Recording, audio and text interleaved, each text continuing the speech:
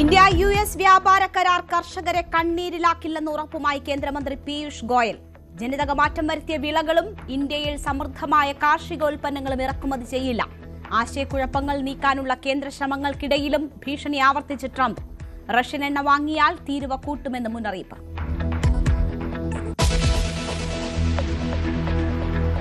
Sabarimala സ്വർണ്ണക്കൊള്ളയിൽ SIT അന്വേഷണം Congress നേതാക്കളിലേക്കും. UDF convener Adoor പ്രകാശിനെ ചോദ്യം ചെയ്തു. നടപടി ക്രൈംബ്രാഞ്ച് ആസ്ഥാനത്ത് വിളിച്ചു വരുത്തി. ചോദിച്ചത് ഉണ്ണികൃഷ്ണൻ പോറ്റിയുമായുള്ള ബന്ധത്തെക്കുറിച്ച്. തെരഞ്ഞെടുപ്പ് നാടകമെന്ന് KC വേണുഗോപാൽ. അസ്വാഭാവികതയില്ലെന്ന് അടൂർ പ്രകാശ്.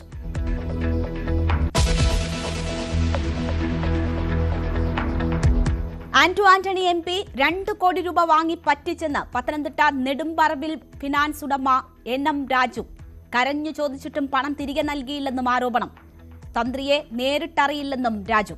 തെരഞ്ഞെടുപ്പ് ഫണ്ടാണ് വാങ്ങിയതെന്ന് ആന്റണി.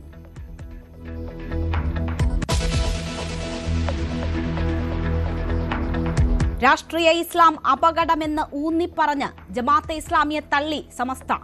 മൗദൂദി ചിന്താഗതികൾ മുസ്ലിം യുവാക്കളെ വഴിതെറ്റിക്കുന്നുവെന്ന് സമസ്ത 100ാം വാർഷികത്തിൽ പ്രമേയം. RSSനെയും ജമാഅത്തെ ഇസ്ലാമിയെയും VD സതീശൻ വെള്ളപൂശുന്നുവെന്ന് MV ഗോവിന്ദൻ. വർഗീയത പഠിപ്പിക്കാൻ ഗോവിന്ദൻ വരേണ്ടെന്ന് പ്രതിപക്ഷ നേതാവ്.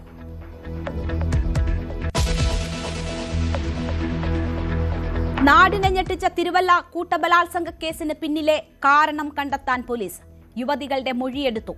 മുഖ്യപ്രതികളായ സുബിനും ബെർലിനും അറസ്റ്റിലെന്ന് പത്തനംതിട്ട SP. ബലാത്സംഗം കത്തികാട്ടി ഭീഷണിപ്പെടുത്തിയെന്ന് അതിജീവിത. കൊട്ടേഷനെന്ന് സ്പാ ഉടമ.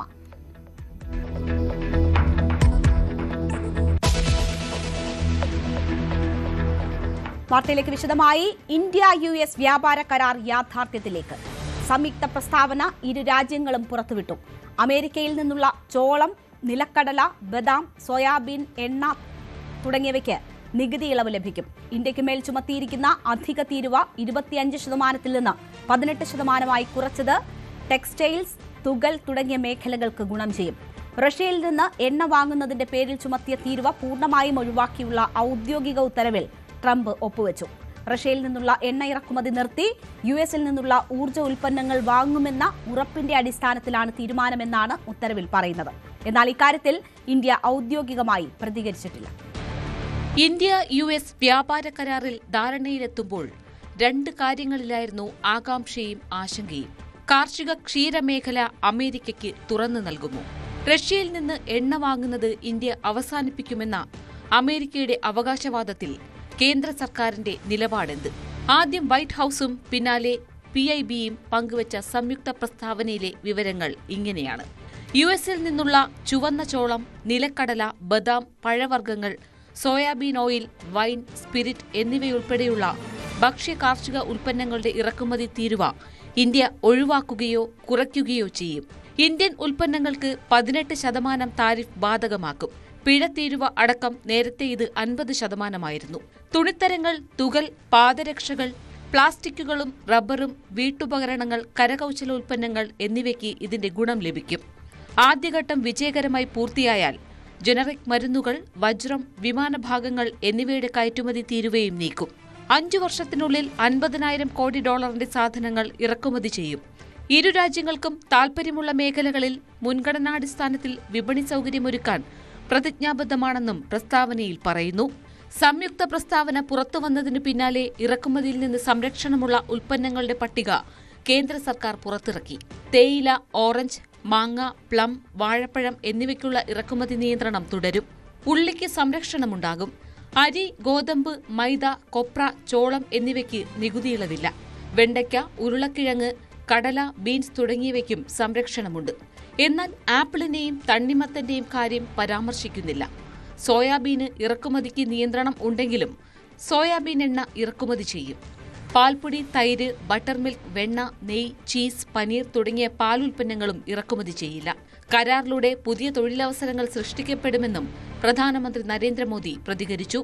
ഇന്ത്യയിലെ കഠിനാധ്വാനികളായ കർഷകർ, സംരംഭകർ, ചെറുകിട ഇടത്തരം മേഖലകൾ എന്നിവയ്ക്ക് പുതിയ അവസരങ്ങൾ തുറന്നു നൽകുന്നതാണ് കരാറെന്നും പ്രധാനമന്ത്രി.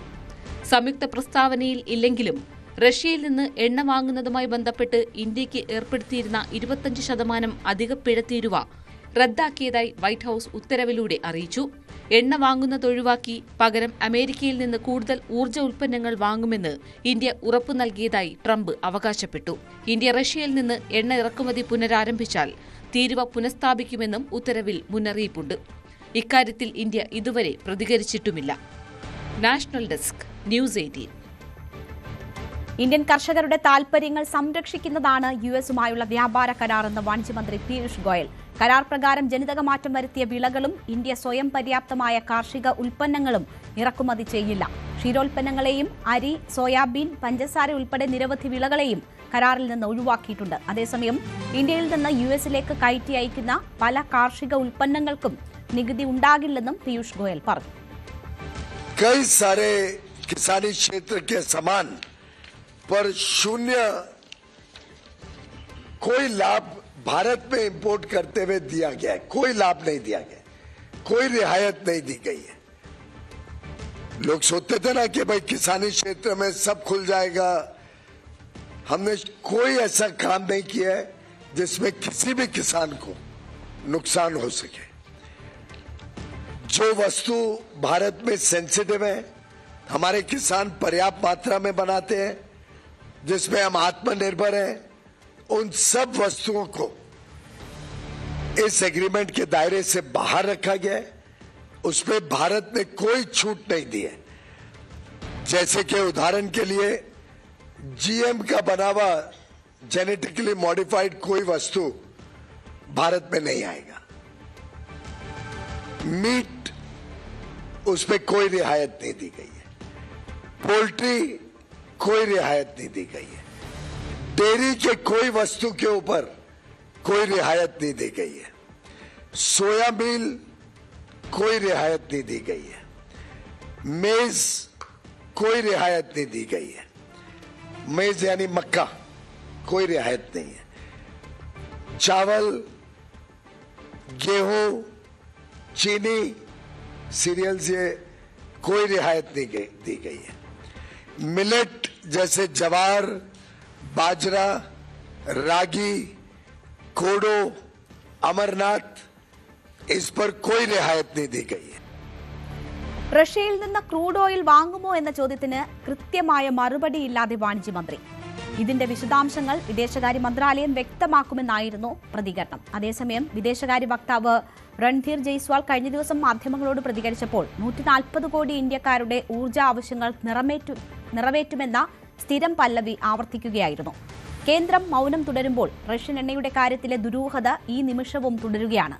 ഇതിനിടെ റഷ്യയിൽ നിന്ന് ഇന്ത്യ ക്രൂഡ് ഓയിൽ വാങ്ങുന്നത് പുനരാരംഭിച്ചാൽ പഴയ തീരുവ പുനഃസ്ഥാപിക്കുമെന്ന് വൈറ്റ് ഹൌസ് ഉത്തരവിറക്കിയിട്ടുമുണ്ട്. അജയ് സുധ ബിജു വിവരങ്ങളുമായി ചേരുന്നു. അജയ്, ഈ ഇന്ത്യ അമേരിക്ക വ്യാപാര കരാറുമായി ബന്ധപ്പെട്ട് പീയൂഷ് ഗോയൽ 3 തവണയെങ്കിലും വിശദീകരണം നടത്തിയിട്ടുണ്ട്. അപ്പോഴും അവ്യക്തത തുടരുന്നത് റഷ്യൻ എണ്ണ വാങ്ങുന്നതുമായി ബന്ധപ്പെട്ടാണ്. എന്തുകൊണ്ടാണ് അക്കാര്യത്തിൽ ഒരു കൃത്യത വരാത്തത്? മാത്രവുമല്ല, ഇന്ത്യ റഷ്യൻ എണ്ണ വാങ്ങുമോ എന്ന് നിരീക്ഷിക്കാൻ ഒരു പ്രത്യേക സമിതിയെ അമേരിക്ക ചുമതലപ്പെടുത്തിയിരിക്കുന്നു എന്ന വിവരം കൂടി വരുന്നു. എന്താണ് ഇതുമായി ബന്ധപ്പെട്ട് ലഭ്യമാകുന്ന വിവരങ്ങൾ? രേണുക, സംയുക്ത പ്രസ്താവനയിൽ ഇല്ലെങ്കിൽ പോലും വൈറ്റ് ഹൗസ് പുറത്തുവിട്ട ഒരു റിപ്പോർട്ട് പ്രകാരം ഇന്ത്യ ഇനി മുതൽ റഷ്യയിൽ നിന്ന് എണ്ണ വാങ്ങുന്നത് പുനരാരംഭിക്കുകയാണെങ്കിൽ മുൻപത്തെ 25% തീരുവ അത് ഇന്ത്യക്ക് മേൽ വീണ്ടും ചുമത്തും എന്നുള്ളൊരു ഭീഷണി കലർന്ന ഉത്തരവാണ് വൈറ്റ് ഹൗസ് പുറത്തുവിട്ടിട്ടുള്ളത്. എന്നാൽ ഇന്ത്യയും യുഎസും തമ്മിൽ പുറത്തിറക്കിയ ഈ സംയുക്ത പ്രസ്താവനയിൽ ഈ കാര്യം പറഞ്ഞിട്ടില്ല. പക്ഷേ ഈ ഉത്തരവ് ഇപ്പോഴും നിലനിൽക്കുന്ന ഒരു കാര്യമാണ്. ഈ ഒരു റഷ്യയിൽ നിന്ന് ഇന്ത്യ ക്രൂഡ് ഓയിൽ വാങ്ങുന്നത് നിർത്തി എന്നുള്ള ട്രംപിന്റെ ആ വാദത്തെ സംബന്ധിച്ച് ഇതിനു മുൻപേ പീയൂഷ് ഗോയലിനോടാണെങ്കിലും വിദേശകാര്യ വക്താവ് രൺധീർ ജയ്സ്വാളിനോടാണെങ്കിലും പല ആവർത്തി മാധ്യമങ്ങൾ ചോദ്യങ്ങൾ ചോദിച്ചിരുന്നു. പക്ഷേ അവരൊന്നും തന്നെ ഇക്കാര്യത്തിൽ കൃത്യമായ ഒരു വിശദീകരണം നൽകിയിട്ടില്ല. രേണുക നേരത്തെ സൂചിപ്പിച്ചതുപോലെ തന്നെ പീയൂഷ് ഗോയൽ പല ആവർത്തി മാധ്യമങ്ങളെ കണ്ട് ഈ ഇന്ത്യ US വ്യാപാര കരാറിന്റെ വിശദാംശങ്ങൾ അത് പങ്കുവച്ചിരുന്നു. അതുമാത്രമല്ല, ഒരു തവണ അദ്ദേഹം ലോക്സഭയിലും ഈ വ്യാപാര കരാറിനെ സംബന്ധിച്ച് പല വിഷയങ്ങളും സൂചിപ്പിക്കുകയും ചെയ്തിരുന്നു. അന്നും പീയൂഷ് ഗോയൽ ലോക്സഭയിൽ വ്യക്തമാക്കിയ ഒരു കാര്യം 140 കോടി ഇന്ത്യക്കാരുടെ ഊർജ്ജ ആവശ്യങ്ങൾ നിറവേറ്റും. ആഗോള സാഹചര്യങ്ങളും അതുപോലെ തന്നെ വിപണി സാധ്യതകളും പരിഗണിച്ചാണ് ഇന്ത്യ രാജ്യങ്ങളിൽ നിന്ന് ക്രൂഡ് ഓയിൽ വാങ്ങുന്നത്. ഇതിൽ യാതൊരു സമ്മർദ്ദങ്ങൾക്കും ഇന്ത്യ വഴങ്ങില്ല എന്നൊരു പ്രതികരണമാണ് അദ്ദേഹം ലോക്സഭയിൽ നടത്തിയത്. അതുപോലെ വിദേശകാര്യ വക്താവ് രൺധീർ രൺധീർ ജയ്സ്വാളും ഇതേ പ്രസ്താവന അച്ചടിച്ചു വെച്ചതുപോലെ ആവർത്തിക്കുകയായിരുന്നു. പക്ഷേ റഷ്യൻ എണ്ണയുടെ കാര്യത്തിൽ വൈറ്റ് ഹൗസ് ഇപ്പോൾ പുതിയൊരു ഉത്തരവ് പുറപ്പെടുവിച്ചത് കാരണമാണ് ഇപ്പോൾ ഈ വിഷയം കൂടുതൽ ദുരൂഹമായി മാറുന്നത്. ഇതിനിടയിൽ റോയിറ്റേഴ്സ്, ഒരു അന്താരാഷ്ട്ര മാധ്യമമായിട്ടുള്ള റോയിറ്റേഴ്സ് ഒരു കണക്ക് പുറത്തു വിട്ടിട്ടുണ്ട്. അവർ അവകാശപ്പെടുന്നത് പ്രകാരം ഇന്ത്യ എല്ലാ മാസവും റഷ്യയിൽ നിന്ന് വാങ്ങുന്ന ക്രൂഡ് ഓയിലിൻ്റെ അളവിൽ വലിയൊരു കുറവ് വരുത്തിക്കൊണ്ടിരിക്കുകയാണ്. ജനുവരി മാസത്തിൽ ഇന്ത്യ റഷ്യയിൽ നിന്ന് വാങ്ങിച്ച ക്രൂഡ് ഓയിലിൻ്റെ അളവെന്ന് പറയുന്നത് 12 ലക്ഷം ബാരൽ പെർ ഡേ എന്നുള്ള കണക്കനുസരിച്ചാണ്. ഫെബ്രുവരിയിൽ ഇത് 10 ലക്ഷം ബാരൽ പെർ ഡേ എന്നുള്ള കണക്കിലേക്ക് ചുരുങ്ങിയിട്ടുണ്ട്. മാർച്ച് ആകുമ്പോഴേക്കും ഇത് 8 ലക്ഷത്തിലേക്ക് വീണ്ടും താഴാനുള്ള സാധ്യതയാണ് കാണുന്നത്. ഇത്തരത്തിലാണ് റോയിറ്റേഴ്സ് റിപ്പോർട്ട് ചെയ്യുന്നത്. നേരത്തെ തന്നെ ട്രംപ് ഇക്കാര്യം വ്യക്തമാക്കിയിരുന്നു. ഇന്ത്യ റഷ്യയിൽ നിന്ന് ഘട്ടം ഘട്ടമായി എണ്ണ വാങ്ങുന്നത് കുറച്ചു കൊണ്ടുവരുന്നു എന്ന് ട്രംപ് നേരത്തെ പറഞ്ഞിരുന്നു. ഇത് ശരിവെക്കുന്ന തരത്തിലാണ് റോയിറ്റേഴ്സിൻ്റെ പുതിയ റിപ്പോർട്ട് വരുന്നത്. നമുക്കറിയാം, ഇന്ത്യ റഷ്യയിൽ നിന്ന് എണ്ണ വാങ്ങുന്നത് ക്രമാതീതമായി വർദ്ധിപ്പിച്ചത് 2022 മുതലാണ്. അതിന് പ്രധാനപ്പെട്ട കാരണം ഈ യുക്രൈനിലേക്ക് റഷ്യ ആക്രമണം കടുപ്പിച്ചതിന് ശേഷം ഈ പാശ്ചാത്യ രാജ്യങ്ങൾ റഷ്യയ്ക്ക് മേൽ ചുമത്തിയ ഉപരോധങ്ങളാണ്. ഈ ഉപരോധങ്ങൾ കാരണം റഷ്യ അവരുടെ ക്രൂഡ് ഓയിൽ വളരെ കുറഞ്ഞ വിലയ്ക്ക് വിൽക്കുന്ന സാഹചര്യമുണ്ടായിരുന്നു. അപ്പോൾ ഈ ഒരു കുറഞ്ഞ വിലയ്ക്ക് ക്രൂഡ് ഓയിൽ ലഭിക്കുന്നു. ഇന്ത്യയെ സംബന്ധിച്ചിടത്തോളം ഈ മന്ത്രിമാർ സൂചിപ്പിച്ചതുപോലെ 140 കോടി ഇന്ത്യക്കാരുടെ ഊർജ്ജ ആവശ്യങ്ങൾ നിറവേറ്റേണ്ടതുണ്ട്. അതുകൊണ്ട് തന്നെ ഇന്ത്യക്ക് വലിയൊരളവിൽ ക്രൂഡ് ഓയിൽ ആവശ്യമുണ്ട്. ഇത് കാരണം തന്നെ ഈ കുറഞ്ഞ വിലയ്ക്ക് ലഭിക്കുന്ന റഷ്യൻ ക്രൂഡ് ഓയിൽ ഇന്ത്യ 2022 മുതൽ തന്നെ വലിയ തോതിൽ വാങ്ങിച്ചിരുന്നു. ഇന്ത്യക്ക് റഷ്യ അല്ലാതെ മറ്റ് രാജ്യങ്ങളുടെ സോഴ്സസ് എന്ന് പറഞ്ഞാൽ ഇറാഖിൽ നിന്ന് 10,30,000 ബാരൽ എണ്ണ ഇന്ത്യ വാങ്ങുന്നുണ്ട്. US-ൽ നിന്ന് വാങ്ങുന്നത് വെറും 3 ലക്ഷം ബാരൽ പെർ ഡേ എന്നുള്ള കണക്കിലാണ്. എന്നാൽ പുതിയ വ്യാപാര കരാർ പ്രകാരം അത് കൂട്ടാനുള്ള സാഹചര്യവുമുണ്ട്. ഇന്ത്യ ഇത്തരത്തിൽ റഷ്യയിൽ നിന്ന് നിർത്തി മറ്റ് രാജ്യങ്ങളിൽ നിന്ന് ക്രൂഡ് ഓയിൽ കൂടുതൽ വാങ്ങിച്ചാൽ ഇന്ത്യയിലുള്ള പെട്രോൾ, ഡീസൽ വില വർദ്ധിക്കുമോ എന്നുള്ള ആശങ്കയും പലർക്കുമുണ്ട്. ഇന്ത്യയിൽ അവസാനമായി പെട്രോളിന് വില വർദ്ധിക്കുന്നത് 2021 നവംബറിലാണ്. അതിനുശേഷം 2022 മാർച്ചിൽ കേന്ദ്ര സർക്കാർ അവരുടെ ഒരു ഈ നികുതി ഇളവും വരുത്തിയതോടെ ഈ പെട്രോളിൻ്റെ വില അത് കൂടുതൽ കുറയുന്ന ഒരു സാഹചര്യമുണ്ടായി. അതിനുശേഷം വില ഇതുവരെ വർദ്ധിച്ചിട്ടില്ല. ഈ മറ്റ് രാജ്യങ്ങളിൽ നിന്ന് ക്രൂഡ് ഓയിൽ വാങ്ങുന്ന ആ ഒരു സ്ഥിതി നിലവിൽ വന്നാൽ ഈ വില വർദ്ധിക്കുമോ എന്നുള്ള ആശങ്കയും അത് ഇന്ത്യൻ സമൂഹത്തിൽ നിലനിൽക്കുന്നുണ്ട്. ശരി, ആഭ്യന്തര വിപണിയിൽ എണ്ണവില വർദ്ധിക്കുമോ എന്നതുൾപ്പെടെയുള്ള ആശങ്കകളാണ് നിലനിൽക്കുന്നത്. അപ്പോഴും വ്യക്തത വരുത്താൻ കേന്ദ്ര സർക്കാർ ഇതുവരെ തയ്യാറായിട്ടുമില്ല. അജയ് സുധ ബിജു ആണ് വിവരങ്ങൾ നൽകിയത്.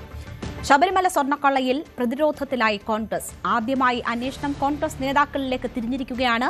അടൂർ പ്രകാശ് MPയെ പോലീസ് ആസ്ഥാനത്ത് വിളിച്ചുവരുത്തി പ്രത്യേക അന്വേഷണ സംഘം 2.5 മണിക്കൂർ ചോദ്യം ചെയ്തു. പോറ്റിയുമായുള്ള ബന്ധത്തെക്കുറിച്ച് ഉൾപ്പെടെയുള്ള ചോദ്യങ്ങൾക്ക് മറുപടി നൽകിയെന്ന് അടൂർ പ്രകാശ് പിന്നീട് പറഞ്ഞു. പ്രതിപക്ഷ നേതാവിന്റെ കേരള യാത്ര തുടങ്ങിയതിന് പിന്നാലെയാണ് ചോദ്യം ചെയ്യൽ ഉണ്ടായിരിക്കുന്നത്. കൂടുതൽ കോൺഗ്രസ് നേതാക്കളിലേക്കും അന്വേഷണം നീളുമെന്നാണ് കരുതുന്നത്. ശശി നാരായണൻ വിവരങ്ങളുമായി ചേരുന്നു.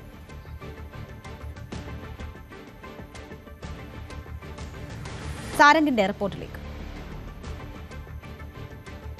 കഴിഞ്ഞ ദിവസമായിരുന്നു അടൂർ പ്രകാശ് MPയോടും ഉണ്ണികൃഷ്ണൻ പോറ്റിയോടും പ്രത്യേക അന്വേഷണ സംഘത്തിന് മുൻപാകെ ഹാജരാകാൻ വേണ്ടി നോട്ടീസ് നൽകിയത്. ഇന്ന് രണ്ടുപേരും 10 മണിയോടുകൂടി പോലീസ് ആസ്ഥാനത്തെത്തുകയും SITക്ക് മുൻപിൽ ഹാജരാകുകയും ചെയ്തു. 10 മണിക്കെത്തിയ ഇവർ 1 മണിയോടുകൂടി 1:15 വരെ ചോദ്യം ചെയ്യൽ നടപടികൾ പുരോഗമിച്ചു. അതിനുശേഷമാണ് അടൂർ പ്രകാശിനെ വിട്ടയക്കുകയും ചെയ്തത്. പ്രധാനമായും അടൂർ പ്രകാശുമായി ബന്ധപ്പെട്ട് SIT അന്വേഷിക്കുന്നത് ഇതുമായി ബന്ധപ്പെട്ട്, അതായത് സ്വർണം വാങ്ങിയവരും ഈ സ്വർണ്ണക്കൊള്ള നടത്തിയവരുമായുള്ള ബന്ധങ്ങൾ, അതുമായി ബന്ധപ്പെട്ട ചിത്രങ്ങൾ, പല സംസ്ഥാനങ്ങളിൽ നിന്നുള്ള ചിത്രങ്ങളടക്കം പുറത്തേക്ക് വന്നിട്ടുണ്ട്. അതിലും ഒരു വ്യക്തത വേണം. ഒപ്പം തന്നെ ഇവരുമായിട്ടുള്ള ഫോൺ സംഭാഷണം, ഇവരുമായി എന്ത് തരം ബന്ധമാണ് അടൂർ പ്രകാശിനുള്ളത് എന്നടക്കമുള്ള ചോദ്യങ്ങളായിരുന്നു പ്രധാനമായും പ്രത്യേക അന്വേഷണ സംഘം മുൻപോട്ട് വെച്ചത്. അതിൽ കൃത്യമായ മറുപടി നൽകാൻ കഴിഞ്ഞു എന്ന് തന്നെയാണ് അടൂർ പ്രകാശ് പിന്നീട് പുറത്തേക്ക് ഇറങ്ങിയപ്പോൾ അടക്കം പ്രതികരിച്ചത്. മാത്രമല്ല, ഇതിൽ എത്രത്തോളം പ്രത്യേക അന്വേഷണ സംഘമാണ് തൻ്റെ മറുപടിയിൽ തൃപ്തരാണോ അല്ലയോ എന്നുള്ള കാര്യത്തിൽ വ്യക്തത വരുത്തേണ്ടത്. പിന്നീട്, അതായത് വരും ദിവസങ്ങളിലും SITക്ക് മുൻപാകെ ഹാജരാകേണ്ടി വരുമോ എന്ന കാര്യത്തിലും വ്യക്തമായ ഒരു മറുപടി അടൂർ പ്രകാശിൻ്റെ ഭാഗത്തു നിന്നും ഉണ്ടായിട്ടില്ല. ഉണ്ണികൃഷ്ണൻ പോറ്റിയെയും അടൂർ പ്രകാശിനെയും ഒരുമിച്ചിരുത്തിക്കൊണ്ടാണ് അന്വേഷണം, അതായത് അന്വേഷണ സംഘം ചോദ്യം ചെയ്യൽ നടപടികൾ നടത്തിയത് എന്നായിരുന്നു ആദ്യം തൊട്ട് വന്ന വാർത്ത. പക്ഷേ അത് അടൂർ പ്രകാശ് MP പിന്നീട് നിഷേധിക്കുകയായിരുന്നു. എന്ത് തന്നെയായാലും വരുന്ന ദിവസങ്ങളിൽ ഇതുമായി ബന്ധപ്പെട്ട കൂടുതൽ വിവരങ്ങൾ പുറത്തേക്ക് വരുമെന്നാണ് പ്രതീക്ഷിക്കുന്നത്. ഈ ഒരു സഭാ നടപടികളിലടക്കം ഈ ഒരു കോൺഗ്രസുമായി ബന്ധപ്പെട്ട ഈ സ്വർണ്ണക്കൊള്ളയിലെ പ്രധാന പ്രതികളുടെ ബന്ധം എന്താണെന്ന് ഭരണപക്ഷവും അടക്കം ഉയർത്തിക്കാട്ടിയിരുന്നു. പക്ഷേ ഇതൊരു തെരഞ്ഞെടുപ്പ് സ്റ്റണ്ട് മാത്രമാണ്. തെരഞ്ഞെടുപ്പിൽ സർക്കാരിനെതിരെയുള്ള വികാരം വഴിതിരിച്ചു വിടാനുള്ള ഒരു ശ്രമമായിട്ടാണ് പ്രതിപക്ഷമടക്കം ഇതിനെ കാണുന്നത്. അത്തരത്തിലുള്ള നീക്കങ്ങൾ ഉണ്ടായാൽ ശക്തമായ പ്രക്ഷോഭ പരിപാടികളുമായി മുന്നോട്ട് പോകുമെന്ന് തന്നെയാണ് കോൺഗ്രസ് നേതൃത്വം അറിയിക്കുകയും ചെയ്യുന്നത്. എന്ത് തന്നെയായാലും ഉണ്ണികൃഷ്ണൻ പോറ്റിയെ തുടർച്ചയായി വീണ്ടും ഈ പ്രത്യേക അന്വേഷണ സംഘം ചോദ്യം ചെയ്യുന്നുണ്ട്. ഇതുമായി ബന്ധപ്പെട്ട അടൂർ പ്രകാശുമായി ബന്ധപ്പെട്ട കൂടുതൽ വിവരങ്ങൾ കിട്ടുന്നതിനനുസരിച്ച് കൂടുതൽ ചോദ്യം ചെയ്യൽ നടപടികളിലേക്ക് കടക്കാനും സാധ്യതയുണ്ട്. ശബരിമല സ്വർണ്ണക്കൊള്ളക്കേസിൽ അടൂർ പ്രകാശിനെ ചോദ്യം ചെയ്യുന്നത് തെരഞ്ഞെടുപ്പ് നാടകമെന്നായിരുന്നു AICC ജനറൽ സെക്രട്ടറി KC വേണുഗോപാലിന്റെ വിമർശനം. നിയമം നിയമത്തിന്റെ വഴിക്കെന്ന് നേരത്തെ പറഞ്ഞതാണ്. കേസുമായി ബന്ധപ്പെട്ട് UDF നേതാക്കൾക്കാർക്കും ജയിലിൽ പോകേണ്ടി വരില്ലെന്നും KC വേണുഗോപാൽ പറഞ്ഞു. അത് ചോദ്യം ചെയ്തോട്ടെ. ഞങ്ങൾ അതുപോലെ പറഞ്ഞിട്ടുണ്ടല്ലോ, SIT എന്ന് പറയുന്നത് കേരള പോലീസല്ലേ, ഹൈക്കോടതിയുടെ നിരീക്ഷണമെങ്കിലും. അപ്പോൾ അവർക്ക് ഇഷ്ടമുള്ള സമയത്ത് ഇഷ്ടമുള്ള ആളെ ചോദ്യം ചെയ്തുകൊണ്ടിരിക്കട്ടെ. അതെന്താ, നിയമത്തിൻ്റെ വഴിക്ക് പോകണമെന്ന് നിങ്ങൾ ആദ്യം മുതലേ പറയുന്നുണ്ടല്ലോ. ഇതിനകത്ത് ശബരിമലയിലെ സ്വർണം കട്ടത് ആരാണെന്ന് കേരളത്തിലെ ജനങ്ങൾക്ക് ഇപ്പം എല്ലാവർക്കും അറിയാം. അവരെ സംരക്ഷിക്കുന്നത് ആരാണെന്നും അറിയാം. ഇത് പുറത്ത് വന്നപ്പോൾ ഈ ജാള്യത മാറ്റാൻ വേണ്ടിയിട്ടുള്ള ഓരോ കളി ഇങ്ങനെ അങ്ങോട്ടും ഇങ്ങോട്ടും കളിച്ചുകൊണ്ടിരുന്നാൽ അവസാനം അവർ ഏറ്റവും വലിയ കെണിയിലാണ് പോയി വീഴാൻ പോകുന്നുള്ളതും വരും ദിവസങ്ങളിൽ വ്യക്തമാകും. അടൂർ പ്രകാശിനെ ചോദ്യം ചെയ്യുന്നത് രാഷ്ട്രീയ പ്രേരിതമായിട്ടെന്ന് K. സുധാകരൻ. KPCC പ്രസിഡന്റിനെ വരെ ചോദ്യം ചെയ്തേക്കുമെന്നും സുധാകരൻ പരിഹസിച്ചു. പലരും വായിൽ തോന്നിയത് വിളിച്ചു പറയുമെന്നായിരുന്നു പോറ്റിയെ കയറ്റിയത് UDF കാലത്താണെന്ന മുഖ്യമന്ത്രിയുടെ വിമർശനത്തിൽ K. സുധാകരന്റെ മറുപടി. അതൊക്കെ UDF കൺവീനറെല്ലാം KPCC പ്രസിഡന്റിനെ ചോദ്യം ചെയ്യൂലേ ഒരു കേസ് വന്നാൽ? It is quite natural. രാഷ്ട്രീയ പ്രേരിതം ഉണ്ടാവുമല്ലോ, സ്വാഭാവികല്ലേ. അതിപ്പോ കേരളത്തിലെ രാഷ്ട്രീയത്തിൽ ഇതില്ലെങ്കിൽ പിന്നെ കേരളത്തിൽ രാഷ്ട്രീയമുണ്ടോ? ഇതല്ലേ രാഷ്ട്രീയം. എന്നെ ചവിട്ടുക, എന്നെ കൊല്ലാൻ ശ്രമിക്കുക, അതാണ് പൊളിറ്റിക്സ്. എന്നെ ഇല്ലാതാക്കുക, അതാണ് പൊളിറ്റിക്സ്. ഓരോരാളെയും രാഷ്ട്രീയത്തിൽ ഇല്ലായ്മ ചെയ്യുക, അതാണ് രാഷ്ട്രീയം. അതുകൊണ്ട് ആ രാഷ്ട്രീയമാണ് ഇവിടെ പ്രതികരിക്കുന്നതും CPM ഇടതുപക്ഷം കൊണ്ടു നടക്കുന്നതും. ഒരു ബൂമറാങ്ങൂല. ഇതിനേക്കാൾ വലുതൊക്കെ നമ്മൾ കണ്ടു വന്നവരാണ്. നമുക്കിതൊന്നും ഒരു പ്രശ്നമല്ല. ശബരിമല സ്വർണ്ണക്കൊള്ളയിൽ നീതി ഉറപ്പാക്കുമെന്ന് BJP അധ്യക്ഷൻ നിതിൻ നവീൻ. ഭരണപക്ഷവും പ്രതിപക്ഷവും രാഷ്ട്രീയം കളിക്കുകയാണ്, ഇതിനെതിരെ പോരാടും. വികസനത്തെക്കുറിച്ച് കേരളത്തിലെ ജനങ്ങൾക്ക് ആശങ്കയെന്നും BJP അധ്യക്ഷൻ പറഞ്ഞു. കോൺഗ്രസ് MP ആന്റോ ആന്റണിക്കെതിരെ ഗുരുതര ആരോപണവുമായി പത്തനംതിട്ടയിൽ പൂട്ടിപ്പോയ നെടുമ്പറമ്പിൽ ഫിനാൻസ് ഉടമ NM രാജു. 2 കോടി രൂപ വാങ്ങിയ ആന്റോ ആന്റണി നിരവധി തവണ പണം തിരികെ ചോദിച്ചിട്ടും മടക്കി നൽകിയില്ലെന്ന് രാജു പറയുന്നു. എന്നാൽ തെരഞ്ഞെടുപ്പ് സംഭാവനയാണ് വാങ്ങിയതെന്നും തുക തിരികെ നൽകിയെന്നും MP വിശദീകരിച്ചു. എന്നാൽ വാങ്ങിയതും തിരികെ നൽകിയതും എത്ര തുകയാണെന്നത് ആന്റോ വെളിപ്പെടുത്തിയില്ല. തന്ത്രി കണ്ഠരര് രാജീവരുടെ പണം സ്ഥാപനത്തിലെത്തിയിട്ടില്ല. തന്ത്രിയെയോ കുടുംബത്തെയോ പരിചയമില്ലെന്നും രാജു പറഞ്ഞു. ആന്റോ ആന്റണിക്കെതിരെ ഗുരുതരമായ സാമ്പത്തിക തട്ടിപ്പ് ആരോപണവുമായി രംഗത്തെത്തിയിരിക്കുകയാണ് നെടുമ്പറമ്പിൽ ഫിനാൻസ് സ്ഥാപന ഉടമ NM രാജു. 2 മാസത്തിനകം തിരികെ നൽകാമെന്ന ഉറപ്പിൽ ആന്റോ ആന്റണി തന്റെ പക്കൽ നിന്നും 2 കോടി രൂപ വാങ്ങിയെന്നും എന്നാൽ 7 വർഷം കഴിഞ്ഞിട്ടും 20 ലക്ഷം രൂപ മാത്രമാണ് തിരികെ നൽകിയതെന്നും രാജു വെളിപ്പെടുത്തി. ആന്റോ ആന്റണി എന്റെ അടുത്തുനിന്ന് ലോൺ എടുത്തു 2 മാസത്തിനകം ഈ കാശ് തിരിച്ചു തരുമെന്നാണ് പറഞ്ഞത്. ഈ 2 മാസം കഴിഞ്ഞിട്ട് ഇപ്പോൾ ഏതാണ്ട് 7 വർഷമായി ഈ വായ്പ തിരിച്ചു തരാനായിട്ട് അദ്ദേഹം തയ്യാറായില്ല. 2 പ്രാവശ്യമായിട്ട് 20 ലക്ഷം രൂപ മാത്രമേ അദ്ദേഹം തിരികെ തന്നിട്ടുള്ളൂ. തന്റെ സ്ഥാപനം വലിയ പ്രതിസന്ധി നേരിട്ട ഘട്ടത്തിൽ മകൾ ഉൾപ്പെടെ MP-യുടെ വീട്ടിൽ ചെന്ന പണം ആവശ്യപ്പെട്ടുവെങ്കിലും അദ്ദേഹം നൽകാൻ തയ്യാറായില്ല എന്നും 1000 തവണയെങ്കിലും പണത്തിനായി അദ്ദേഹത്തെ സമീപിച്ചിട്ടുണ്ടെന്നും രാജു ആരോപിച്ചു. ആന്റോ ആന്റണിയുമായുള്ള വ്യക്തിപരമായ ബന്ധത്തിന്റെ പുറത്താണ് യാതൊരു ഈടുമില്ലാതെ ഓഫീസിലെ അക്കൗണ്ട് വഴി ഈ പണം നൽകിയത്. അന്ന് തങ്ങൾ UDF-ന്റെ ഭാഗമായിരുന്നതിനാലാണ് ഇത്തരമൊരു സഹായം ചെയ്തതെന്നും അദ്ദേഹം വ്യക്തമാക്കി. അദ്ദേഹവും ഞാനുമായിട്ടുള്ള വ്യക്തിബന്ധം വെച്ചുകൊണ്ട് ഞാൻ ചെയ്തതാണ്. പക്ഷേ അദ്ദേഹത്തിന്റെ അന്നത്തെ സാഹചര്യം അന്ന് ഞങ്ങൾ UDF-ലാണ്. NM രാജുവിന് മറുപടിയുമായി ആന്റോ ആന്റണി രംഗത്തെത്തി. രാജുവിൽ നിന്നും വാങ്ങിയ പണം തിരികെ നൽകിയെന്നാണ് ആന്റോ ആന്റണി പറയുന്നത്. തെരഞ്ഞെടുപ്പിൽ സംഭാവനയ്ക്കായാണ് പണം നൽകിയത്. എത്ര പണം വാങ്ങി എന്നതിൽ ആന്റോ ആന്റണി വ്യക്തമായ മറുപടിയും നൽകിയില്ല. എന്നെ സഹായിച്ചിരുന്നു. തെരഞ്ഞെടുപ്പ് കഴിഞ്ഞ് 2 മാസം കഴിഞ്ഞപ്പോൾ പണം വേണമെന്ന് പറഞ്ഞു. ആ പണം ഞാൻ തിരിച്ചു കൊടുത്തു. എനിക്ക് ഇത്രയും കാര്യങ്ങൾ അദ്ദേഹം ഉന്നയിച്ച ആരോപണത്തിനുള്ള മറുപടി ഞാൻ പറഞ്ഞു. അത് അദ്ദേഹത്തിന് തിരിച്ചു കൊടുത്തിട്ടുണ്ട്. പിന്നെ എന്തെങ്കിലും അദ്ദേഹത്തിന് കൊടുക്കാനുണ്ടെന്ന് ഏതെങ്കിലും ഇപ്പൊ അദ്ദേഹം ഇടതുമുന്നണിയിലാണ് നിൽക്കുന്നത്. ഇടതുമുന്നണിയുടെ സമ്മർദ്ദം കൊണ്ട് അയാൾക്ക് എന്തെങ്കിലും ആരോപണം ഉന്നയിക്കാണ്ട് അയാൾ നിയമപരമായിട്ട് കേസ് കൊടുത്തു. അപ്പൊ ഞാനത് ഫേസ് ചെയ്തോളാം. ശബരിമല സ്വർണ്ണക്കൊള്ളയുമായി ബന്ധപ്പെട്ട് അന്വേഷണം നേരിടുന്ന ഫിനാൻസ് സ്ഥാപനത്തിന്റെ ഉടമയാണ് NM രാജു. തന്ത്രി കണ്ഠർ രാജീവരന് തന്റെ സ്ഥാപനത്തിൽ പണം നിക്ഷേപിച്ചിട്ടില്ല എന്നും രാജു പറഞ്ഞു. കോഴിക്കോട് മുഖ്യമന്ത്രിക്ക് നേരെ കരിങ്കൊടി. ശബരിമല സ്വർണ്ണക്കൊള്ളയിൽ പ്രതിഷേധിച്ച് യുവമോർച്ച പ്രവർത്തകരാണ് മുഖ്യമന്ത്രിയെ കരിങ്കൊടി കാണിച്ചത്.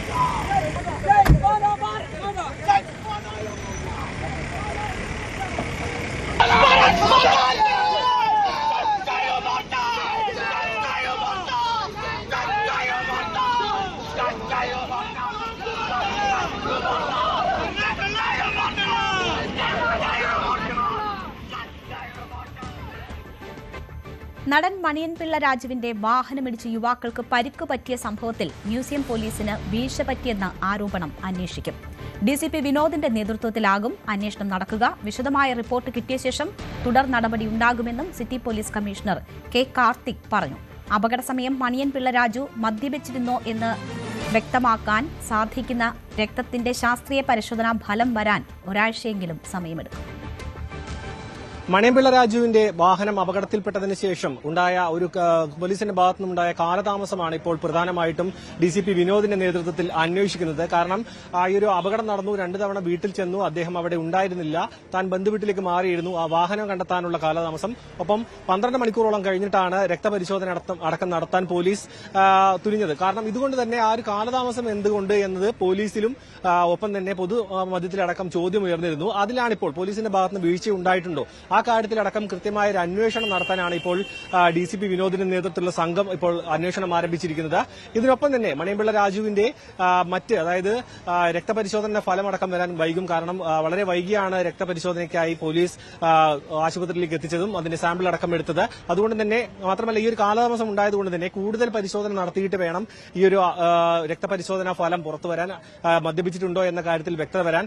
മാത്രമല്ല ഈ ഒരു വാഹനം നിർത്താതെ ഇടിച്ചിട്ടു എന്ന് പറയാൻ കഴിയില്ല എങ്കിലും യുവാക്കൾ ഓടിച്ചിരുന്ന ബൈക്ക് മണിയൻപിള്ള രാജുവിന്റെ വാഹനത്തിൽ ഇടിക്കുന്നു, അവർ റോഡിലേക്ക് തെറിച്ചു വീഴുന്നു. പക്ഷെ അവരവിടെ മണിയൻപിള്ള രാജു വാഹനം നിർത്താതെ പോയി, അത് ചെയ്തത് തെറ്റാണ്. ഒപ്പം മദ്യപിച്ചിട്ടാണോ, കാരണം ഈ അർദ്ധരാത്രി മദ്യപിച്ചുകൊണ്ടാണോ റോഡിലേക്ക് വാഹനം കൊണ്ട് ഇറങ്ങിയത് എന്നടക്കമുള്ള ചോദ്യങ്ങൾ നിലനിൽക്കുന്നു.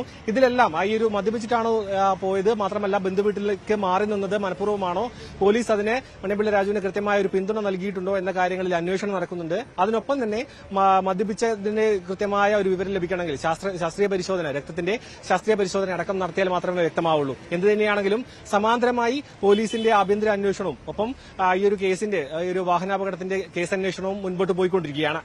ക്യാമറമാൻ വിനോദിനോടൊപ്പം Sarang Sudhakaran, News 18 Thiruvananthapuram. Confident Group chairman CJ റോയിയുടെ ആത്മഹത്യ അന്വേഷിക്കുന്ന കർണാടക പോലീസിന്റെ പ്രത്യേക സംഘം കൊച്ചിയിലെത്തും. ഗ്രൂപ്പിന്റെ കേരളത്തിലെ ബിസിനസ് സംരംഭങ്ങളുമായി ബന്ധപ്പെട്ട സാമ്പത്തിക ഇടപാടുകളിൽ വ്യക്തത വരുത്തുന്നതിനാണ് സംഘമെത്തുക. റോയിയുടെ മരണത്തിൽ പ്രാഥമിക അന്വേഷണം പൂർത്തിയാകും വരെ ഭാര്യയും മക്കളും ബംഗളൂരുവിൽ തുടരണമെന്ന് SIT നിർദ്ദേശിച്ചു. റോയിയുടെ മകന്റെ മൊഴിയിൽ അവ്യക്തത തുടരുന്ന പശ്ചാത്തലത്തിൽ സാമ്പത്തിക ഇടപാടുകളിൽ മതിയായ രേഖകൾ ഹാജരാക്കാനും SIT നിർദ്ദേശിച്ചു. CJ റോയിയുടെ മരണവുമായി ബന്ധപ്പെട്ടുകൊണ്ട് പ്രത്യേക അന്വേഷണ സംഘത്തിൻ്റെ പരിശോധനകളും അതോടൊപ്പം തന്നെ മൊഴിയെടുപ്പും അടക്കമുള്ള കാര്യങ്ങൾ തുടരുകയാണ്. കൊച്ചിയിൽ വൈകാതെ തന്നെ ആ സംഘം എത്തിച്ചേരുമെന്നാണ് പ്രതീക്ഷിക്കുന്നത്. കൊച്ചിയിലെ ആസ്ഥാനത്ത് കോൺഫിഡന്റ് ഗ്രൂപ്പിൻ്റെ ആസ്ഥാനത്തടക്കം പരിശോധന നടത്തേണ്ടതുണ്ട്. ഇവിടെയുള്ള ജീവനക്കാരിൽ നിന്നടക്കം മൊഴിയെടുപ്പ് ചെയ്യേണ്ടതുണ്ട്. പ്രധാനമായും തന്നെ ആദായ നികുതി വകുപ്പ് ഉദ്യോഗസ്ഥർ പരിശോധന തുടങ്ങിയത് കൊച്ചിയിലെ ഓഫീസ് കേന്ദ്രീകരിച്ചുകൊണ്ടായിരുന്നു. പിന്നീടാണ് ബംഗളൂരുവിലേക്ക് ഹെഡ് ഓഫീസ് കേന്ദ്രീകരിച്ചുകൊണ്ട് അന്വേഷണം നീങ്ങുകയും ചെയ്യുന്നത്. എന്തായാലും ഇവിടെ എന്താണ്, ഏത് രീതിയിലുള്ള ഇടപാടുകളിലാണ് കൂടുതൽ പരിശോധനകൾ നടന്നത് എന്നതടക്കമുള്ള കാര്യങ്ങളുടെ വിശദാംശങ്ങൾ പ്രത്യേക അന്വേഷണ സംഘം തേടും. അതോടൊപ്പം തന്നെയാണ് ഇപ്പോൾ നിലവിൽ ബംഗളൂരുവിലുള്ള റോയിയുടെ കുടുംബത്തോട് അവിടെ വിടരുത്, കാരണം ഇനിയും വിശദാംശങ്ങൾ അറിയാനുണ്ട് എന്നത് അന്വേഷണ സംഘം അവരെ അറിയിച്ചിട്ടുണ്ട്. അതുകൊണ്ട് തൽക്കാലം ബംഗളൂരുവിൽ തന്നെ തുടരാനാണ് അവർക്ക് നൽകിയിരിക്കുന്ന നിർദ്ദേശം. അതോടൊപ്പം തന്നെയാണ് ഈ റോയിയുടെ മകനിൽ നിന്ന് ഈ ബിസിനസ് ഇടപാടുകൾ സംബന്ധിയായ കാര്യങ്ങളിൽ ചില വിവരങ്ങൾ അന്വേഷണ സംഘവും മറ്റും ആരാഞ്ഞിരുന്നു. അതുമായി ബന്ധപ്പെട്ടുകൊണ്ട് കൂടുതൽ വിവരങ്ങളും ലഭ്യമാകാനുണ്ട്. കുറേ കൂടി വിശദാംശങ്ങൾ ഹാജരാക്കണം എന്ന ആവശ്യവും അവർക്ക് മുന്നിലേക്ക് വന്നിട്ടുണ്ട്. ആദായ നികുതി വകുപ്പ് നടത്തിയ പരിശോധനകൾ എങ്ങനെയുള്ളതായിരുന്നു, ഏത് രീതിയിലുള്ളതായിരുന്നു എന്നതടക്കമുള്ള കാര്യങ്ങൾ പരിശോധിച്ച് വരികയാണ്. ഒപ്പം ആദായ നികുതി വകുപ്പ് ഉദ്യോഗസ്ഥർക്കെതിരെ റോയിയുടെ കുടുംബം ആദ്യഘട്ടത്തിൽ ആരോപണം ഉന്നയിച്ചിരുന്നതാണ്. എന്നാൽ അതൊരു പരാതിയായി ഇതുവരെയും നൽകിയിട്ടില്ല. പ്രത്യേക അന്വേഷണ സംഘത്തിനോ ആർക്കും തന്നെ പരാതിയായി നൽകിയിട്ടില്ല. ഏതെങ്കിലും രീതിയിൽ അങ്ങനെയൊരു പരാതി ഉണ്ടെങ്കിൽ അത് നൽകാനായിട്ട് ആവശ്യപ്പെട്ടിട്ടുണ്ട്. അങ്ങനെയെങ്കിൽ ആ രീതിയിലുള്ള ഒരു അന്വേഷണത്തിലേക്കും കടന്നു പോകും. ഏതായാലും ഇതുമായി ബന്ധപ്പെട്ടുകൊണ്ട് വിശദാംശങ്ങളിലേക്കെല്ലാം തന്നെ അന്വേഷണത്തിലേക്ക് കടക്കുകയാണ്. പ്രത്യേകിച്ച് ഈ ഫോൺ കോളുകൾ കേന്ദ്രീകരിച്ച്, ഇൻ്റർനെറ്റ് കോളുകൾ കേന്ദ്രീകരിച്ചുകൊണ്ടുള്ള അന്വേഷണങ്ങൾ നടക്കുന്നു. അവസാന ഘട്ടത്തിൽ ആരായിരുന്നു വിളിച്ചിരുന്നത്, ഇവരുടെ ഫോൺ കോളുകൾ എന്തായിരുന്നു, ഒപ്പം തന്നെ നിക്ഷേപകർ ആരായിരുന്നു എന്നതിൽ വിശദമായ രീതിയിലുള്ള അന്വേഷണം നടത്തുന്നുണ്ട്. പലരും സിനിമാ മേഖലയിലുള്ള പലരും തന്നെയും നിക്ഷേപകരായിട്ടുണ്ടായിരുന്നു.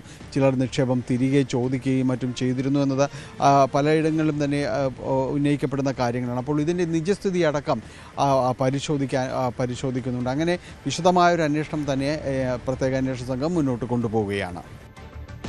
RSS ജമാഅത്തെ ഇസ്ലാമി ബന്ധത്തെ ചൊല്ലി CPM സംസ്ഥാന സെക്രട്ടറി MV ഗോവിന്ദനും പ്രതിപക്ഷ നേതാവ് VD സതീശനും തമ്മിൽ വീണ്ടും വാക്പോര്.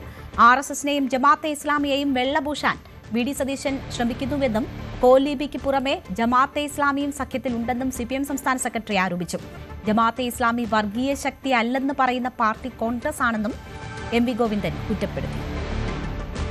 RSSനെയും ജമാഅത്തെ ഇസ്ലാമിയെയും ന്യായീകരിക്കാൻ യാതൊരു മടിയുമില്ലാത്ത പ്രതിപക്ഷ നേതാവ് വർഗീയ ശക്തികളുമായി ചേർന്നുകൊണ്ടാണ് വരാൻ പോകുന്ന കേരള രാഷ്ട്രീയം, പ്രത്യേകിച്ച് തദ്ദേശ സ്വയംഭരണ സ്ഥാപനങ്ങളെ തെരഞ്ഞെടുപ്പിന് ശേഷം നടക്കുന്ന അസംബ്ലി തെരഞ്ഞെടുപ്പ് കൈകാര്യം ചെയ്യാൻ പോകുന്നത് എന്ന് വ്യക്തമാക്കപ്പെട്ടിരിക്കുന്നു. ജമാഅത്തെ ഇസ്ലാമി വർഗീയമായ നിലപാട് സ്വീകരിക്കുന്നവരല്ല എന്ന് പറയുന്ന കേരളത്തിലെ ഏറ്റവും പ്രധാനപ്പെട്ട രാഷ്ട്രീയ പാർട്ടി കോൺഗ്രസ്സാണ്. ഒപ്പം ഇപ്പോഴും ലീഗും ആ നിലപാടിലേക്ക് വന്നിരിക്കുകയാണ്. മുമ്പ് കോലീബി സഖ്യ ഉണ്ടായിരുന്നത്, ഇപ്പോൾ കോലീബി സഖ്യത്തിൻ്റെ പുറമെ ജമാഅത്തെ ഇസ്ലാമിയുമായും സഖ്യം എന്നുള്ളതാണ് പുതിയ അവരുടെ കാഴ്ചപ്പാട്. ഇപ്പോൾ കേരളത്തെ ഇല്ലാതാക്കാനാണ് വർഗീയവാദികൾ ശ്രമിക്കുന്നത്. ആ വർഗീയവാദികൾ അപ്പുറം ഇപ്പുറം നിന്ന് പരസ്പരം കൂട്ടിച്ചേർത്ത് മുമ്പോട്ടേക്ക് പോകാനാണ് ഇപ്പോൾ UDF ശ്രമിക്കുന്നത് എന്നുള്ളതാണ് ഇതിൻ്റെ ഏറ്റവും പ്രധാനപ്പെട്ട. എന്നാൽ MV ഗോവിന്ദൻ വർഗീയത പഠിപ്പിക്കാൻ വരേണ്ടെന്നും CPM ആണ് വർഗീയത വളർത്തുന്നതെന്നും സതീശൻ തിരിച്ചടിച്ചു. ഗോവിന്ദൻ മാഷിന് മറവി രോഗമുണ്ട്. മറവി രോഗം 42 വർഷക്കാലം ജമാഅത്ത് ഇസ്ലാമി CPMന്റെ കൂടെയായിരുന്നു. ഞങ്ങൾക്ക് അവർ പുറത്തു നിന്നൊരു പിന്തുണ പ്രഖ്യാപിച്ചപ്പോൾ അതെങ്ങനെ പെട്ടെന്ന് അവർ വർഗീയവാദികളാവുന്നത്? അതേവരെ 42 കൊല്ലക്കാലം മതേതരവാദികളായിരുന്നു അവർ. ഇപ്പോൾ വർഗീയവാദികൾ. ലീഗ് തീവ്രവാദ സ്വഭാവം കാണിച്ചില്ല എന്ന് പറഞ്ഞ് ലീഗുമായി പിണങ്ങിപ്പോയ ആളുകളെ എടുത്ത് കക്ഷത്തിൽ വെച്ചിട്ടാണ് ഇവർ നമ്മളെ വർഗീയത പഠിപ്പിക്കാൻ വന്നത്. ഇങ്ങോട്ട് വർഗീയത പഠിപ്പിക്കാൻ പറഞ്ഞത് ഇരട്ടത്താപ്പാണ്. CPMന് ഇരട്ടത്താപ്പാണ്. പാർലമെന്റ് വരെ ന്യൂനപക്ഷ പ്രീണനം, പാർലമെന്റ് കഴിഞ്ഞപ്പോൾ ഭൂരിപക്ഷ പ്രീണനം രണ്ടു കൂട്ടരില്ലാതായി. ഇപ്പൊ മൊത്തം കൺഫ്യൂഷനാണ്. അതുകൊണ്ട് എന്താ പറയണത്, എന്താ പ്രവർത്തിക്കണത്, പണ്ട് പറഞ്ഞതൊക്കെ മറക്കാം, അല്ലെങ്കിൽ മറന്നായിട്ട് അഭിനയിക്കുകയും ചെയ്യാം. ജമാഅത്തെ ഇസ്ലാമിക്കെതിരെ പ്രമേയവുമായി സമസ്ത സമ്മേളനം. കാസർഗോഡ് നടക്കുന്ന 100ാം വാർഷിക സമ്മേളനത്തിലാണ് പ്രമേയം അവതരിപ്പിച്ചത്. രാഷ്ട്രീയ ഇസ്ലാം അതീവ അപകടകരമായ ആശയമാണ്. മൗദൂദിയുടെ ചിന്താഗതികൾ മുസ്ലിം യുവാക്കളെ സമൂഹത്തിന്റെ മുഖ്യധാരയിൽ നിന്ന് വഴിതെറ്റിക്കുന്നതായും പ്രമേയം കുറ്റപ്പെടുത്തി. പാൻ ഇസ്ലാമിക് തീവ്ര ചിന്താഗതികൾക്കെതിരെ സമുദായം ജാഗ്രത പാലിക്കണമെന്നും ഇത്തരം വിഘടനവാദങ്ങളെ ശക്തമായി പ്രതിരോധിക്കണമെന്നും പ്രമേയം ആഹ്വാനം ചെയ്തു. മലപ്പുറം ജില്ലയെ വിഭജിച്ച് പുതിയ ജില്ല രൂപീകരിക്കണമെന്ന സമസ്ത പ്രമേയം. 45 ലക്ഷത്തിലധികം ജനങ്ങളുള്ള മലപ്പുറത്ത് പുതിയ ജില്ലാ രൂപീകരണം അത്യന്താപേക്ഷിതമാണ്. ശാസ്ത്രീയ പഠനങ്ങൾ നടത്തി ജില്ലാ പുനർനിർണയം നടത്തണമെന്നും പ്രമേയത്തിൽ പറയുന്നു. KV ബൈജു വിവരങ്ങളുമായി ചേരുകയാണ് ബൈജു. പലപ്പോഴും പല കോണിൽ നിന്നും ഉയർന്നു കേട്ടിട്ടുള്ള ആവശ്യമാണ്. ഇപ്പോൾ സമസ്ത പ്രമേയം തന്നെ പാസാക്കിയിരിക്കുന്നു. എന്താണ് ഇതിൽ പറയുന്നത്? അതെ, കുടിയിൽ നടക്കുന്ന സമസ്ത 100ാം വാർഷിക സമ്മേളനത്തിലാണ് ഇത്തരത്തിൽ കെ ഉമർ ഫൈസി മുക്കം മലപ്പുറം ജില്ലയെ വിഭജിച്ച് പുതിയ ജില്ല രൂപീകരിക്കണമെന്ന പ്രമേയത്തിലൂടെ ആവശ്യപ്പെട്ടിരിക്കുന്നത്. രേണുക, ഇതിൽ പ്രധാനമായും പറയുന്നത് കേരളത്തിന്റെ വർദ്ധിച്ചു വരുന്ന ജനസംഖ്യയും അതുപോലെ തന്നെ ഭരണനിർവഹണത്തിലെ വെല്ലുവിളികളെയും പരിഗണിച്ച് ജില്ലകളുടെ പുനർനിർണയം അനിവാര്യമായിരിക്കുകയാണ്. 45 ലക്ഷത്തിലധികം ജനങ്ങളുള്ള മലപ്പുറം ഉൾപ്പെടെയുള്ള വലിയ ജില്ലകളിൽ ഭരണയന്ത്രം കാര്യക്ഷമമായി ചലിപ്പിക്കുന്നതിനും അതുപോലെ തന്നെ വിഭവങ്ങൾ തുല്യമായി വിതരണം ചെയ്യുന്നതിനും പുതിയ ജില്ലാ രൂപീകരണം അത്യന്താപേക്ഷിതമാണെന്നാണ് ഈ പ്രമേയം പറയുന്നത്. അതോടൊപ്പം ഭൂപ്രകൃതിയും യാത്രാ ക്ലേശവും കണക്കിലെടുത്ത് ഇടുക്കി, എറണാകുളം, പാലക്കാട് തുടങ്ങിയ ജില്ലകളിലും സമാന പ്രശ്നങ്ങളുണ്ടെന്ന് ഈ പ്രമേയം ചൂണ്ടിക്കാട്ടുന്നു. ഇതിന് ഇവർ ഉദാഹരണമായി കാണിക്കുന്നത് 39 പാർലമെന്റ് മണ്ഡലങ്ങളുള്ള പരിധിയിൽ 38 ജില്ലകൾ നിലനിൽക്കുന്ന തമിഴ്നാടിനെയാണ്. കേരളത്തിന് ഈ ഒരു പ്രശ്നത്തിന് മാതൃകയാക്കാവുന്നതാണെന്ന് ഈ പ്രമേയം പറയുന്നു.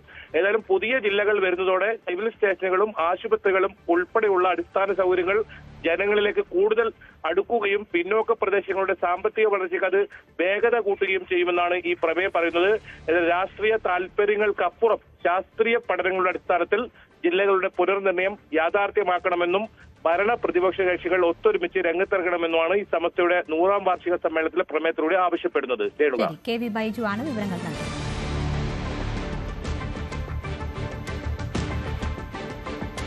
തിരുവനന്തപുരത്ത് ഭൂരിഭാഗം സീറ്റുകളിലും സിറ്റിംഗ് MLA-മാരെ മത്സരിപ്പിക്കാൻ CPM.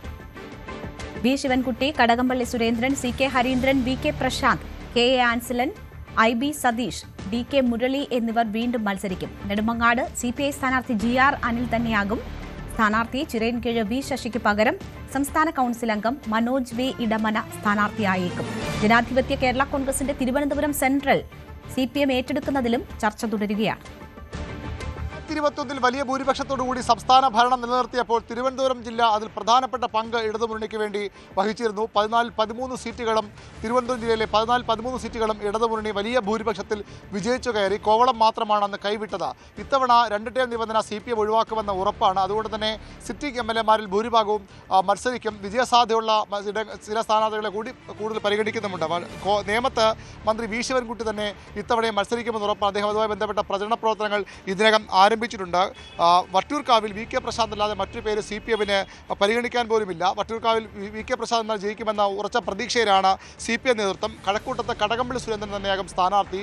ശബരിമല സ്വർണ്ണക്കൊള്ളയുമായി ബന്ധപ്പെട്ട ചോദ്യം മൊഴിയെടുക്കാൻ വിളിച്ചതുമൊക്കെ കടകംപള്ളിയുടെ സാധ്യതകൾക്ക് മങ്ങലേൽപ്പിക്കുമെന്ന തരത്തിലുള്ള സൂചനയുണ്ടായിരുന്നു. പക്ഷേ CPM ഇപ്പോൾ പരിഗണിക്കുന്നത് കടകംപള്ളിയെ തന്നെയാണ്. കടകംപള്ളി മത്സരിച്ചാൽ മാത്രമേ ആ സീറ്റ് നിലനിർത്താൻ കഴിയൂ. പ്രത്യേകിച്ചും BJP നടക്കം ശക്തമായ വെല്ലുവിളി കഴക്കൂട്ടത്ത് CPM-ന് ഇടതുമുന്നണിക്ക് നേരിടേണ്ടി വരുമെന്ന ഉറപ്പാണ്. ഏതെങ്കിലും സാഹചര്യത്തിൽ കടകംപള്ളി മാറിയാൽ അവിടെ ജില്ലാ കമ്മിറ്റി അംഗവും പേട്ട കൗൺസിലർ കൂടിയായ SP ദീപകിനെ പോലുള്ള പേരുകളും CPM പരിഗണിച്ചേക്കും. കോവളത്ത് ഇത്തവണ പിടിച്ചെടുക്കാൻ കഴിയുന്ന സീറ്റായി CPM കഴിഞ്ഞ തവണയും കണക്കുകൂട്ടിയതാണ്. അവിടെ ഭഗത് റൂഫസ്, TN സുരേഷ് തുടങ്ങിയ 2 പേരുകളാണ് CPM ഇടതുമുന്നണി പരിഗണിക്കുന്നത്. ജനതാദളിൻ്റെ സീറ്റാണ് അവിടെ. ഈ 2 നേതാക്കളും RJD-യിലുള്ളതാണെങ്കിൽ പോലും അവരെ പാർട്ടി മാറി ഇവരൊരാളെങ്കിലും പാർട്ടി മാറി ജനതാദൾ സെക്യുലറിലേക്ക് വരികയും അവരെ മത്സരിപ്പിക്കാനുള്ള ശ്രമമാണ് ജനതാദൾ നടത്തുന്നത്. അങ്ങനെയെങ്കിൽ മാത്രമേ ആ സീറ്റ് വിജയിക്കാനാകുമെന്ന് ജനതാദൾ കരുതുന്നു. അല്ലെങ്കിൽ CPM-നും ആ സീറ്റ് നോട്ടമുള്ള ഒരു സീറ്റാണ്. പാറശാലയിൽ CK ഹരിന്ദ്രൻ തന്നെ വീണ്ടും മത്സരിക്കും. അദ്ദേഹം 2 തവണയും മികച്ച ഭൂരിപക്ഷം ജയിച്ച നേതാവാണ്. നെയ്യാറ്റിൻകര KA ആൻസലിൻ്റെ പേര് തന്നെയാണ് ഇപ്പോഴും സജീവമായി പരിഗണിക്കുന്നത്. അദ്ദേഹവും അവിടെ ജനകീയനായ MLA എന്ന് പേരുകെട്ട ആളാണ്. ഹരീന്ദ്രൻ ആൻസലൻ മാറേണ്ടി വന്നാൽ അവിടെ ബെൻ ഡാർവിൻ എന്ന ജില്ലാ പഞ്ചായത്ത് അംഗത്തെ CPM ആലോചിച്ചേക്കും.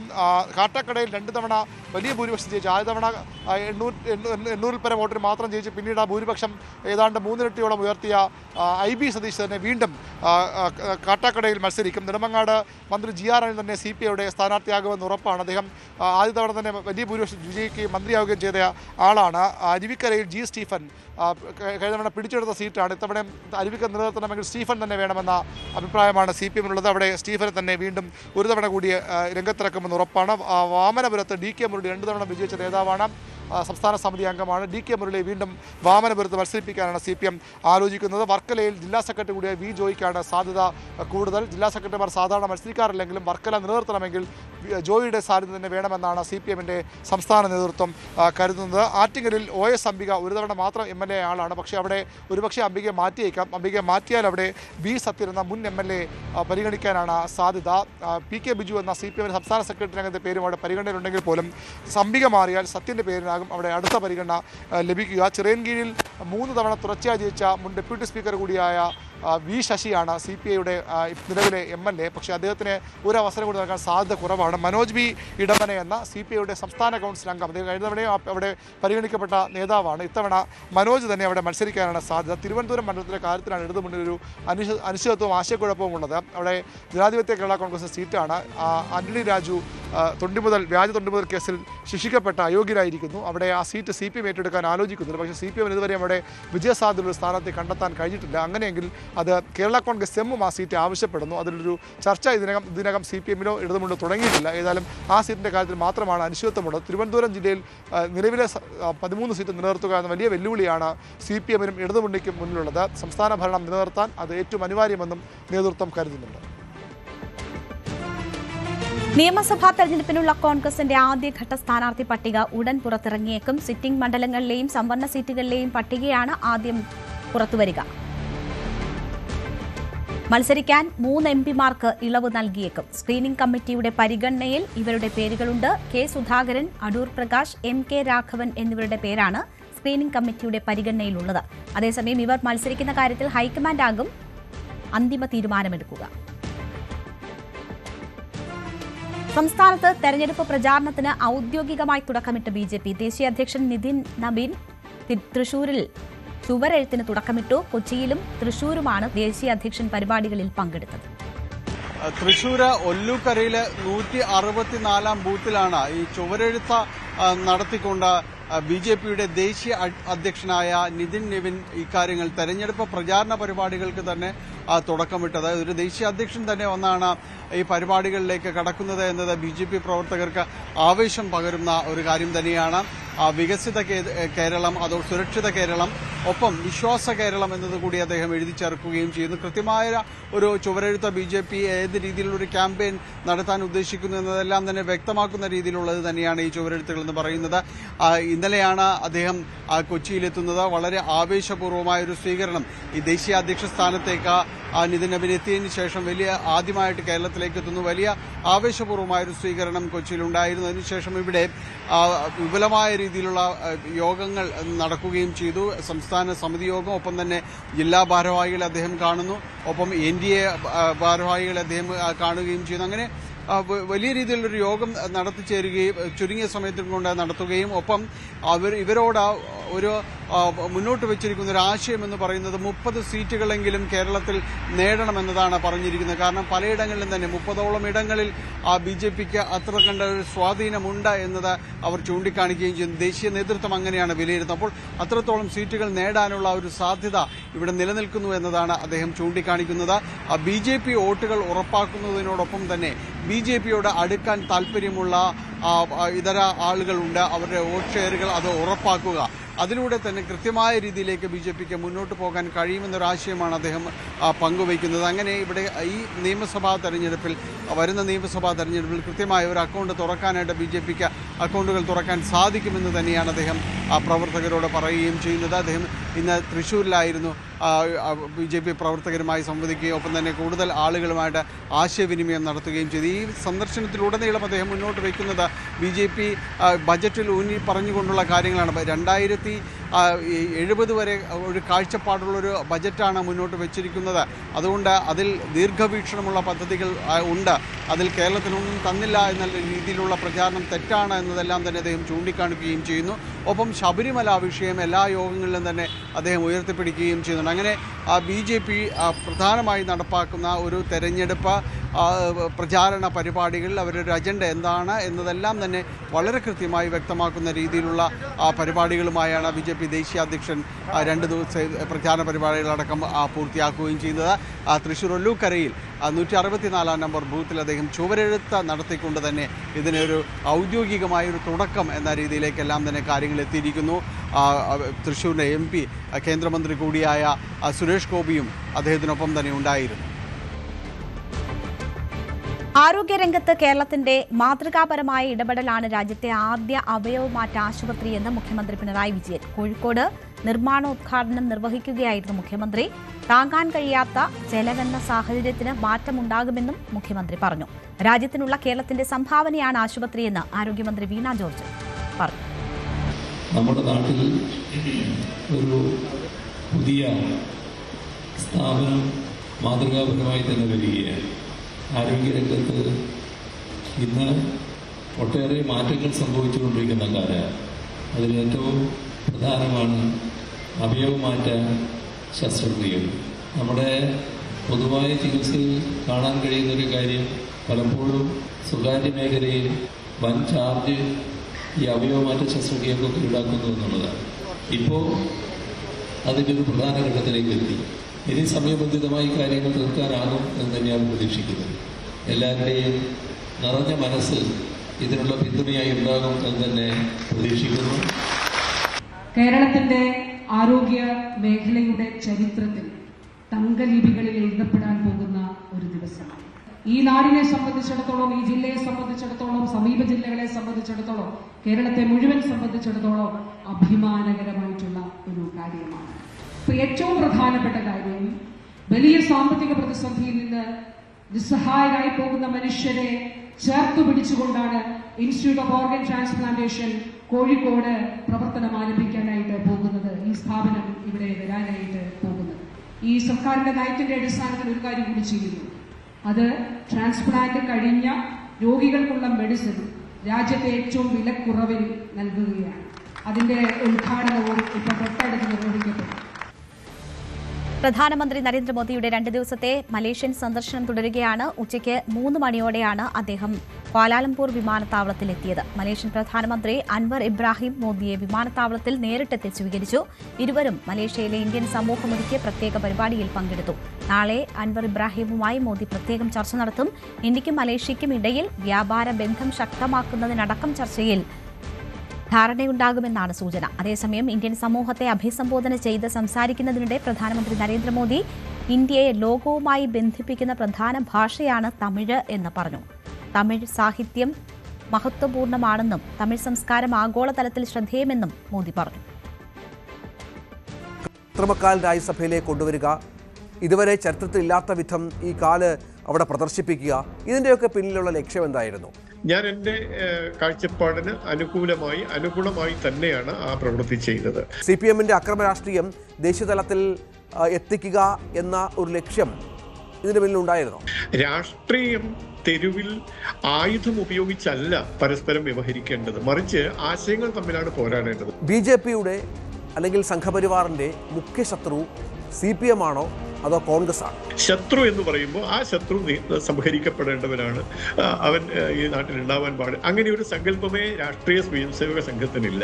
പിണറായി വിജയൻ സർക്കാരിനെ 3ാമതും അധികാരത്തിൽ കൊണ്ടുവരിക എന്ന ലക്ഷ്യം BJP-ക്കും RSS-നും ഉണ്ട് എന്ന് പറഞ്ഞാൽ അത് തെറ്റാകുമോ? ഞങ്ങൾ തന്നെ അധികാരത്തിൽ വരണമെന്നാണല്ലോ ആഗ്രഹം. CPM അധികാരത്തിൽ വരണം എന്ന് ഞങ്ങൾക്ക് ആഗ്രഹിക്കാൻ പറ്റില്ല. ചില കോൺഗ്രസ് നേതാക്കളെയെങ്കിലും തിരഞ്ഞു പിടിച്ച് പരാജയപ്പെടുത്താൻ RSS ലക്ഷ്യം വെക്കുന്നു. അത് അവരെ നയിക്കുന്ന ഒരു പ്രത്യേകതരം കോംപ്ലക്സ് ആണ്. ആമമുട്ട എന്നൊക്കെ പറഞ്ഞ് കളിയാക്കേണ്ടി വരുന്ന സാഹചര്യം കേരളത്തിൽ ഒരുങ്ങിയത് കഷ്ടമായി പോയില്ലേ? കേന്ദ്ര ബജറ്റ് ഏതെങ്കിലും ഒരു പ്രത്യേക പ്രദേശത്തിന് വേണ്ടി തയ്യാറാക്കുന്നതല്ല. കേരളത്തിലെ വിദ്യാഭ്യാസ സമ്പ്രദായത്തെക്കുറിച്ച് പഠിക്കുന്നതിനായി സ്വീഡനിൽ നിന്നുള്ള അധ്യാപക സംഘം ആലപ്പുഴ സന്ദർശിച്ചു. ആലപ്പുഴ വട്ടയാൾ സെന്റ് മേരീസ് ഹൈസ്കൂളിൽ എത്തിച്ചേർന്ന സംഘം സ്കൂൾ പ്രവർത്തനങ്ങൾ നിരീക്ഷിക്കുകയും അധ്യാപകരുമായി ആശയവിനിമയം നടത്തുകയും ചെയ്തു. വിദ്യാലയത്തിലെ പ്രവർത്തനങ്ങൾ വളരെ നല്ല നിലയിൽ നടക്കുന്നതായും കുട്ടികൾ മികച്ച നിലവാരം പുലർത്തുന്നതായും സംഘം അഭിപ്രായപ്പെട്ടു. സ്വീഡിഷ് ടീച്ചേഴ്സ് യൂണിയൻ, കേരളത്തിലെ പ്രമുഖ അധ്യാപക സംഘടനയായ കേരള പ്രദേശ് സ്കൂൾ ടീച്ചേഴ്സ് അസോസിയേഷന്റെ സഹകരണത്തോടെയാണ് വിദ്യാലയത്തിൽ എത്തിച്ചേർന്നത്. സെമിനാറിന് ശേഷം സ്വീഡിഷ് പ്രതിനിധി സംഘത്തെ KPSTA സംസ്ഥാന വൈസ് പ്രസിഡന്റ് ജോൺ ബോസ്കോ അനുമോദിച്ചു. ജില്ലാ ഭാരവാഹികളായ KT Ajimon, Rajeev Kandallur, John Britto, TP Joseph, Dominic Sebastian, PJ Alex, U Ubaid, Aravind Kumar Pai തുടങ്ങിയവർ പരിപാടികൾക്ക് നേതൃത്വം നൽകി. ചെന്നൈയിൽ ഇന്നലെ സിനിമാ താരമടക്കം മയക്കുമരുന്ന് റാക്കറ്റിനെ പിടികൂടിയെന്ന വാർത്ത ഞങ്ങൾ നൽകിയിരുന്നു.